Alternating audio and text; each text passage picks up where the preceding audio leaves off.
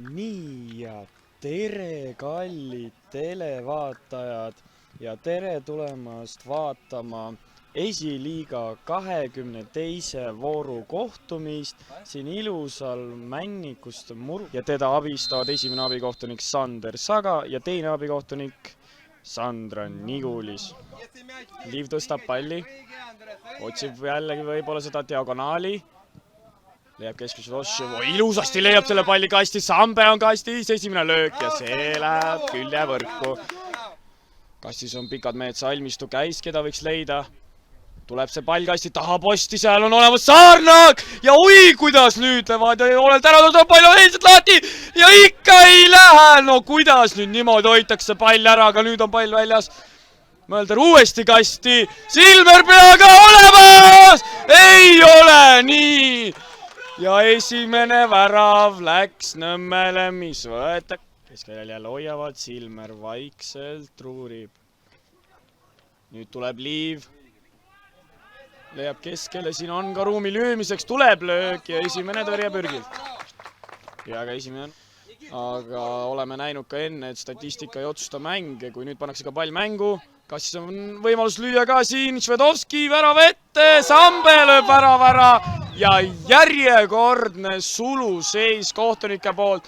Pürk paneb palli mängu, seda Reino Mägi nägi, paremal äärel Silmeri, Tominga ja Rootsmaa poolt. Ja oli ka võimalus. Nüüd tuleb hoopis Levadia vastu, Tõõmo, Sambe on kastis, tuleb ka löök ja suurepärane tõrje pürgid, teine pall ja nüüd tuli ära see esimene. Teise palli pealt lõpetab Levadia ja leiab oma esimese värava üles lõpuks.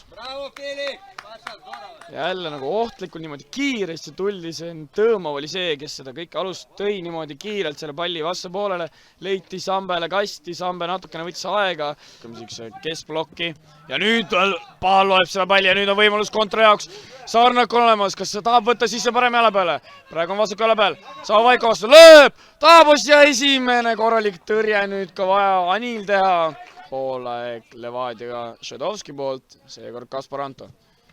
Uuesti taha posti poolene, käis Sambe vastu, ikka pall on lahtine. Salmistu läheb ja ei olemas!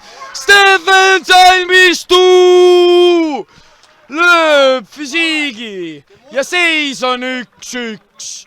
Steven Salmistu läheb kasti ja tal ei ole mitte midagi rohkemat või anna see pall tal korraks, et teeb parem jalaga, ta vajutab. Ja Oliverile lüüakse värav ära. Saab nüüd kiirus üles võtta, käis võtab ta vastu, tahab parem jala peale minna. Käis ei lase, aga nüüd saab ikka võtta. Jalg on vaba, kasti peal, lööb ja saab siin.